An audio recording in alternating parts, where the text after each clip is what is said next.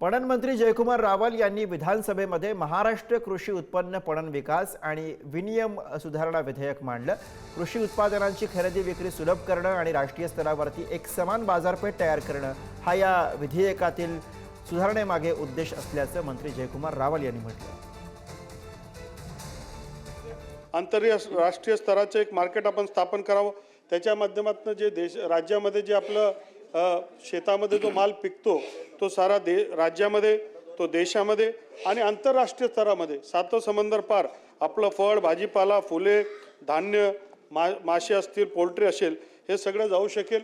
अध्यक्ष महोदय, एक इंटिग्रेटेड प्लॅटफॉर्म आपण याच्या माध्यमातून तयार करणार। अध्यक्ष महोदय, त्याच्यामध्ये cleaning, grading, storing, primary processing, packaging, parking असेल, त्याच्यामध्ये त्याच्याजवळ हायवे, रेल्वे, एअरपोर्ट, सीपोर्ट असं असू शकेल।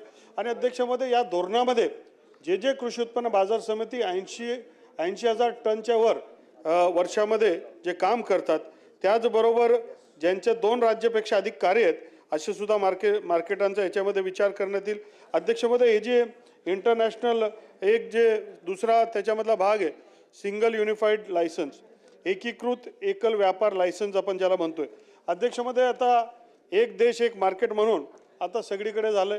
एखादा आपल्या मार्केट कमिटीमधला शेतकऱ्याचा माल त्याला जर त्याच्या मार्केटमध्ये, त्याच्या जिल्ह्यामध्ये, राज्यामध्ये, देशामधनं कुठेही विकायचा असेल तर त्याला ई-नाम प्लॅटफॉर्मच्या माध्यमातून ही संधी या लायसन्सच्या माध्यमातून जो लायसनदार आहे तो खरेदीकार करू शकेल आणि मग एक फार मोठं मार्केट आपल्या या शेतकऱ्यांना मिळू शकेल।